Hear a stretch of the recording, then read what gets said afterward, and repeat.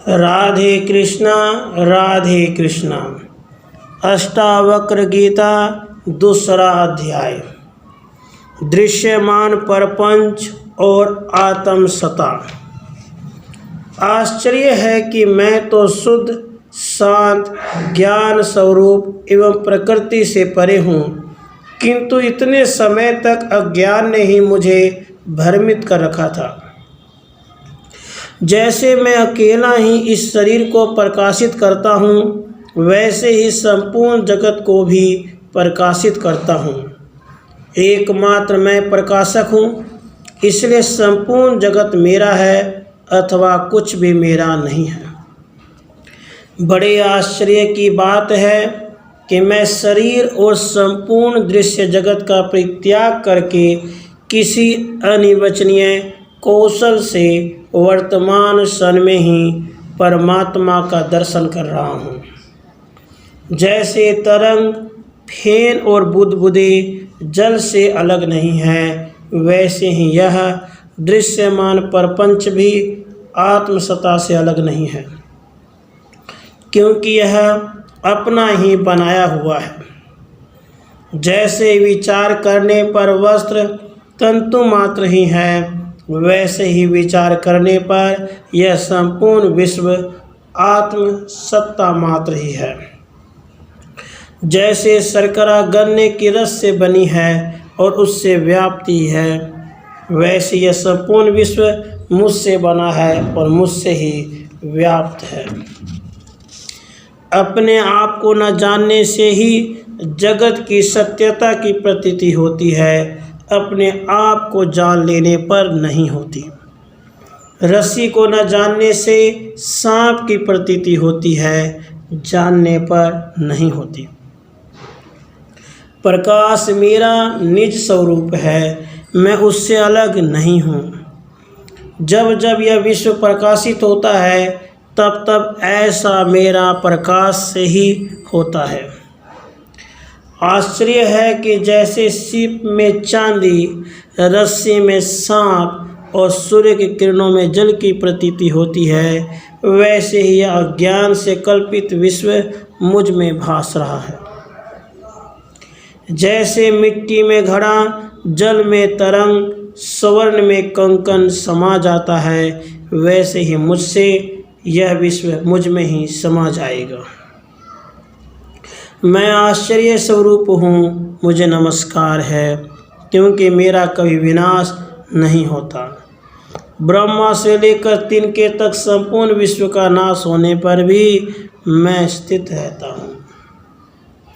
मैं आश्चर्य स्वरूप हूँ, मुझे नमस्कार है, क्योंकि मैं देहधारी होने पर भी अद्वितीय हूँ। मैं न कहीं जाता हूँ न आता हूँ, मैं तो संपूर्ण विश्व में व्याप्त होकर स्थित रहता हूँ। मैं आश्चर्य स्वरूप हूँ, मुझे नमस्कार है। मेरे समान चतुर और कोई नहीं है, क्योंकि मैं तो शरीर का स्पर्श भी नहीं करता, फिर भी चिरकाल से विश्व को धारण किए हूँ। मैं आश्चर्य स्वरूप हूँ, मुझे नमस्कार है, क्योंकि मेरा कुछ नहीं है अथवा जो कुछ वाणी और मन का विषय है वह सब मेरा ही है। ज्ञान, ज्ञेय और ज्ञाता वास्तव में तीनों नहीं हैं। जिस अधिष्ठान में अज्ञान से ये तीनों प्रतीत होते हैं, वह माया मल से रहित शुद्ध ब्रह्म मैं हूँ। आश्चर्य है, समस्त दुख का कारण एकमात्र द्वैत ही है, उसकी कोई दूसरी दवा नहीं है। बस ऐसा ज्ञान ही उसकी दवा है कि यह संपूर्ण दृश्य मिथ्या है और मैं अद्वितीय शुद्ध और चिद आनंद स्वरूप हूँ। मैं वस्तुतः बोध स्वरूप हूँ। अपने स्वरूप के अज्ञान से मैंने उपाधि की कल्पना कर ली है। नित्य ऐसा विचार करते रहने पर यह सिद्ध हो जाता है कि मेरी स्थिति निर्विकल्प में ही है। कितने आश्चर्य की बात है कि मुझ में संपूर्ण विश्व की प्रतीति होते रहने पर भी वस्तुतः मुझ में है ही नहीं। न तो कभी मुझे बंधन हुआ, न कभी मोक्ष।